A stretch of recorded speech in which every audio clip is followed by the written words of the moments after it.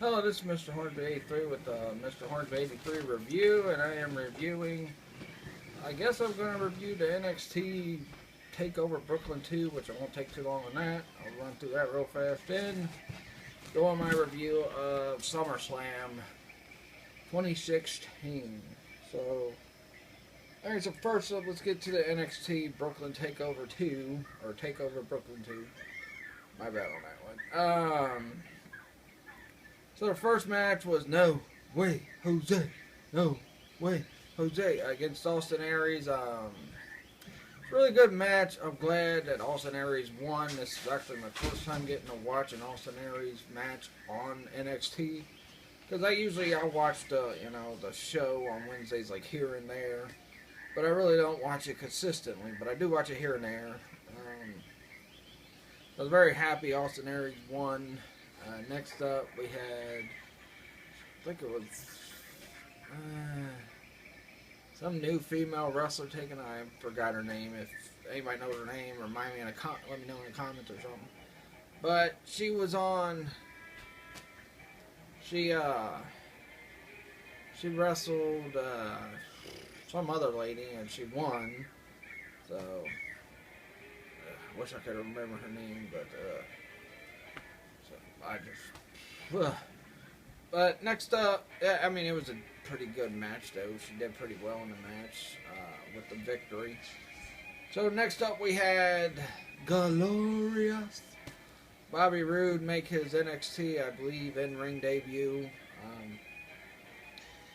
against, I can't remember that guy's name either, but it was a pretty good match. Bobby Roode went over. He won with the Roode. I think it was called the Rude, shoot, what the heck was that? Rude Bomb, yeah, or something like that. But it was just a pump handle slam, which I really don't like that move as anybody's finisher. I don't care how good the wrestler is. I think the frickin' finisher really sucks. Oh, I also watching Friday 13th. Just got back from school too, so. Bobby Roode won, had a glorious victory. Really looking forward to big things for him to go on and, do all kinds of big things. Alright, now next up, I believe, was the tag team title match, Tommaso Ciampa against, Tommaso Ciampa, Johnny Gargano, I can't say his last name right. Gargano. Okay, Johnny Gargano and Tommaso Ciampa against the Revival.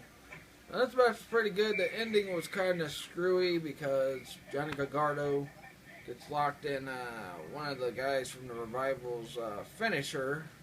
It's like kind of a reverse figure four Indian deathlock type thing, and he taps out. And he was real close to the ropes, so I don't know why he didn't grab the ropes. But the match was pretty good.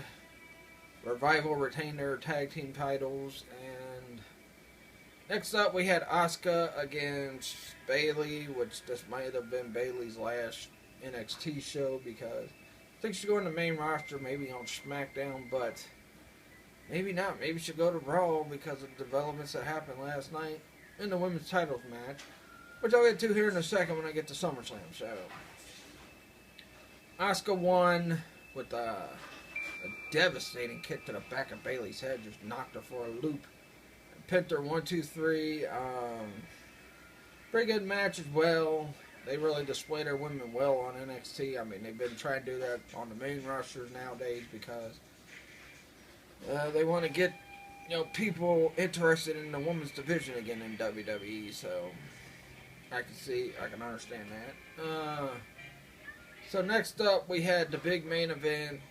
Shinsuke Nakamura versus Samoa Joe. I like both these guys. I was really shocked with who won, and I'll explain why in a minute. But the match started out slow, and then as it got toward the end, it started picking up and picking up and picking up. But the winner was, oh yeah, by the way, what a great entrance that Nakamura got. And I guess you should have figured, well, he was winning the title with the entrance he got. Samoa Joe just got his regular entrance. Nakamura wins the NXT Championship, and I'll get to a theory in a minute about that. But this match was good. Started out not so good, but then picked up and became a good match. So pretty happy with the way. The reason why I was shocked the match ended the way it did is because I was thinking maybe they dragged this out a little bit more between Nakamura and Samoa Joe and Samoa Joe just got the title not too long ago, and I really think he should have got it at TakeOver Dallas, which Finn Balor ended up retaining, and I was very unhappy with that. But so overall, this show was great, top to bottom. Unlike its predecessor, which I'm getting right into right now, which was SummerSlam. So I gave the NXT TakeOver show, I gave that a 5 out of 5. You'll get my score on SummerSlam after I finish that. But my theory about, before I jump to SummerSlam real fast, the theory about NXT and Nakamura is I think Nakamura is going to be the face. He's going to be the Finn Balor. He's going to replace Finn Balor because Finn Balor came with the main roster. And he was in one of the SummerSlam main events last night. So, yeah, 5 out of 5 for the NXT TakeOver Brooklyn. Top to bottom card was good, which, unlike its predecessor. Now let's get into SummerSlam. Alright, let's start with the pre-show. I'm just going to run through it real fast. Cesaro, Sheamus, best of 7. Sheamus won, which was odd, but I guess, Cesaro won the last one, so I guess Cesaro will win probably tonight on Raw or something. Then we got the big SmackDown tag team match with the Usos, the Hype Bros, American Alpha. I think that's all it was them 3 teams. Then we had Breezango, one of my favorite teams, Fudge.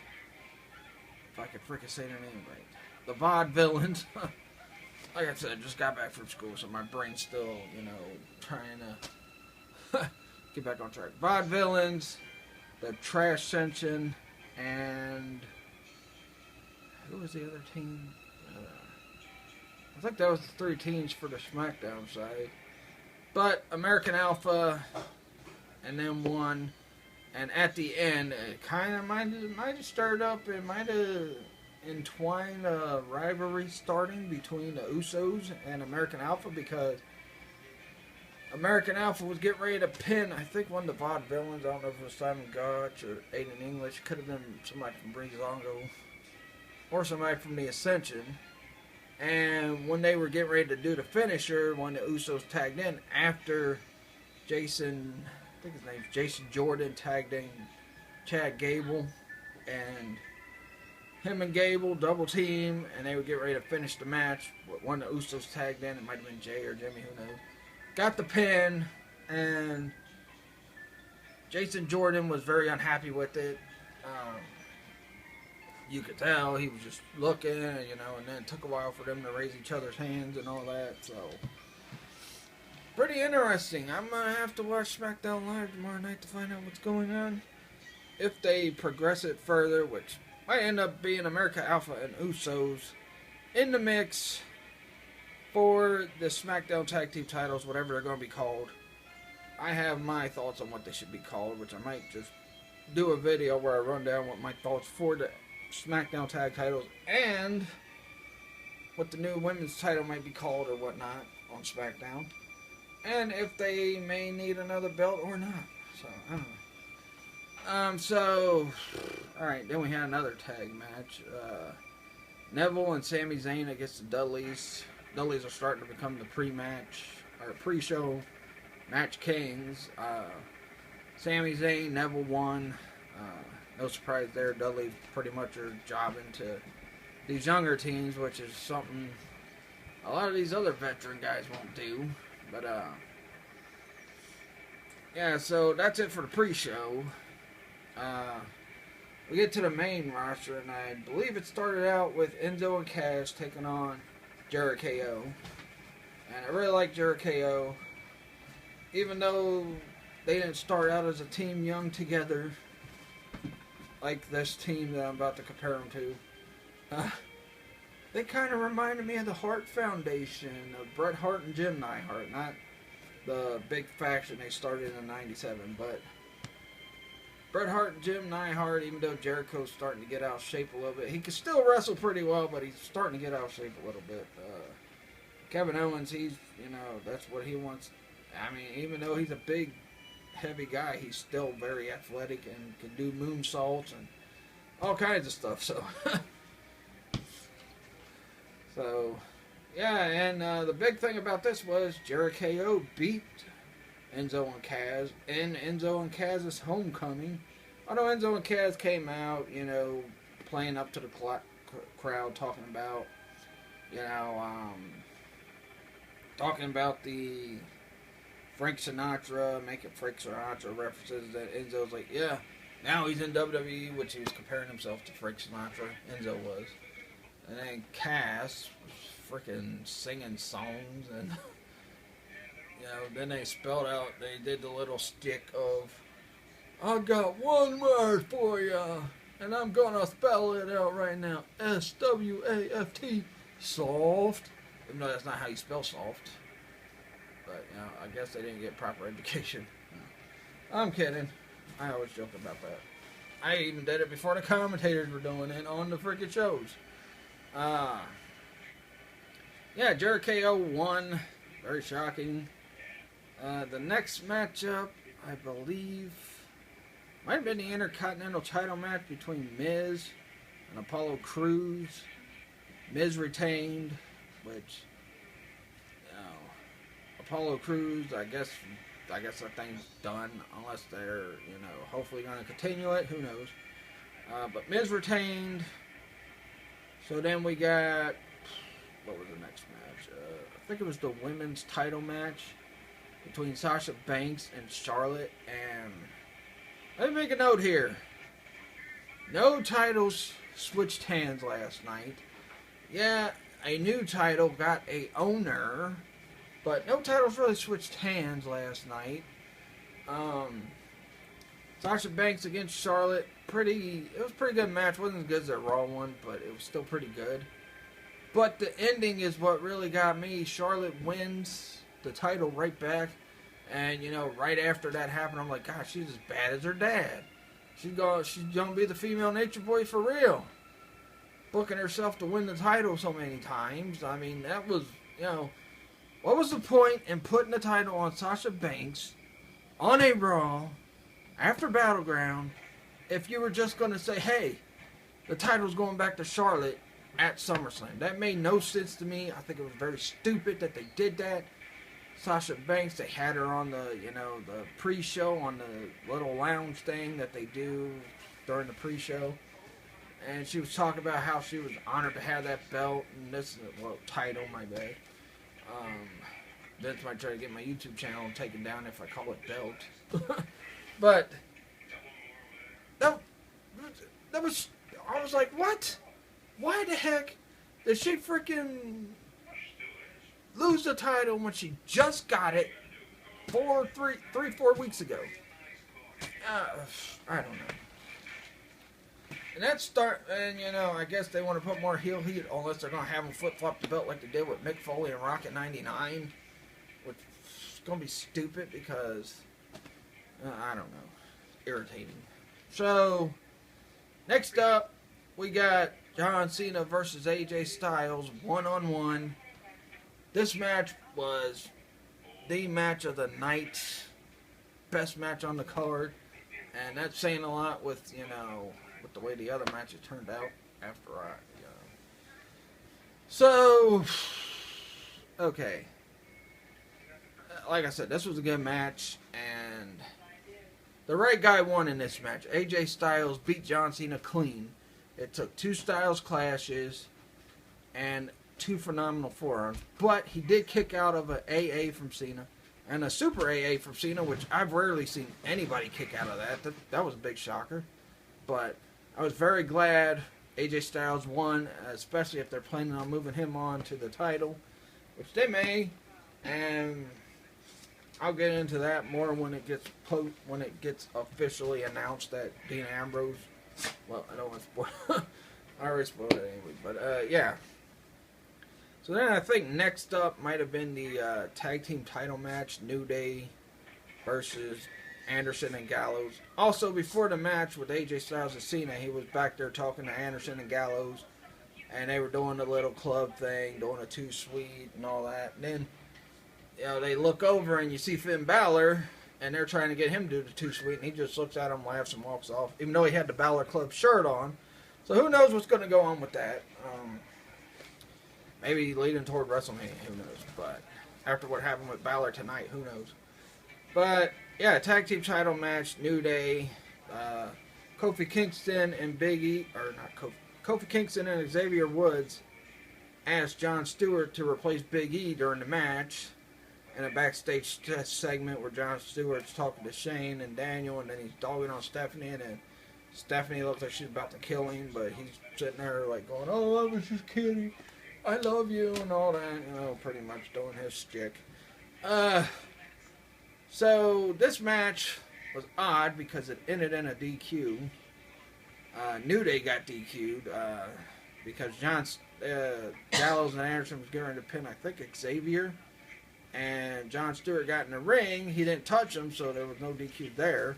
But they were getting ready to beat him up and pull his groin toward the post like they did with Big E, which caused his injury to his groin area. And you hear New Day's music play. Big E comes out, starts attacking Gallows and Anderson. So it results in a disqualification. So they're going to continue this. They'll probably continue it till Clash of Champions, where I think Anderson and Gallows wins the tag team titles. So that was the first disappointment of the night. Then next, I believe we got the WWE World Title match, Dean Ambrose and Dolph Ziggler. I was not happy about this match when it happened. I was hoping it would have been Bray Wyatt, but I think Bray Wyatt down the line is going to get that title.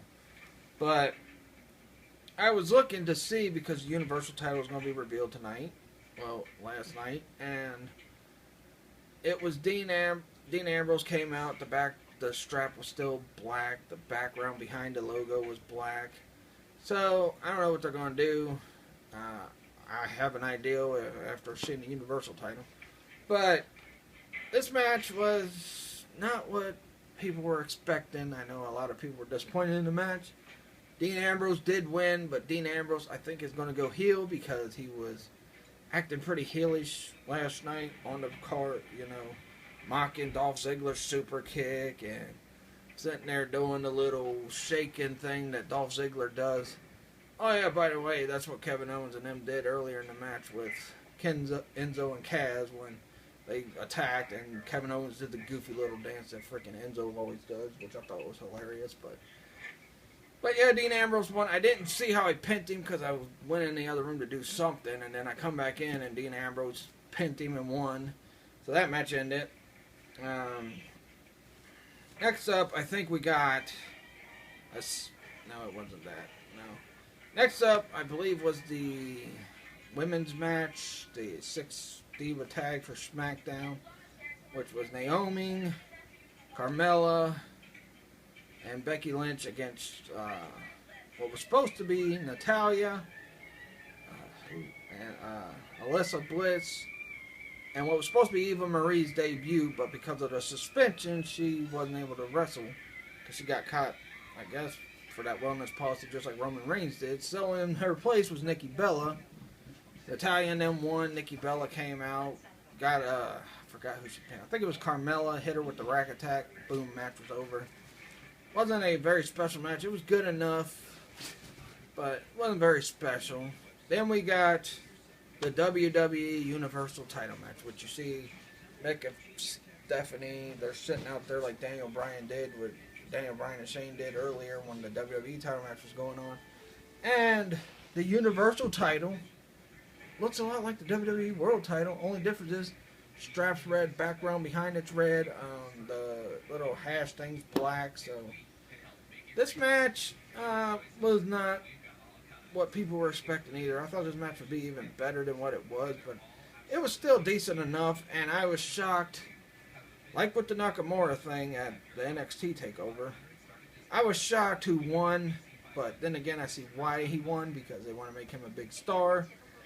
But I was shocked Seth Rollins didn't win this, because the way they were placing Seth Rollins up prior to this is, you'd think he was going to win, but I guess Finn Balor, they want to make him a big star on Raw and be, they're really plugging this new era thing. And I guess they don't want to make the same mistakes they made with Daniel Bryan, so they're like, hey, let's get this guy in there. Let's get this guy, top guy status right away. Which I think is good, because Finn Balor's worked his butt off in every other place he was at, New Japan and Britain, everything. And he never got the world title, but, New Japan's little rules about how much weight you could be before you could fight for their heavyweight title. He was junior heavyweight champion in New Japan. But, yeah, it was an alright match. I wish it would have been better. Maybe they'll have another one. Seth Rollins might come out tonight complaining about, his loss, so we'll see. Then we got the Roman Reigns Rusev U.S. title match, and I'm not really as disappointed with this one as I'm sure a lot of other people probably are. I don't know. I haven't seen nobody else's reviews, so I wasn't as disappointed, because I figured it was going to end in some kind of, shenanigans. I figured, either Rusev was going to get disqualified, or, a brawl was going to break out, which is what happened. A brawl broke out between the two. It was pretty interesting, so maybe they continue this. Maybe they move Roman on to the Universal title. I don't know.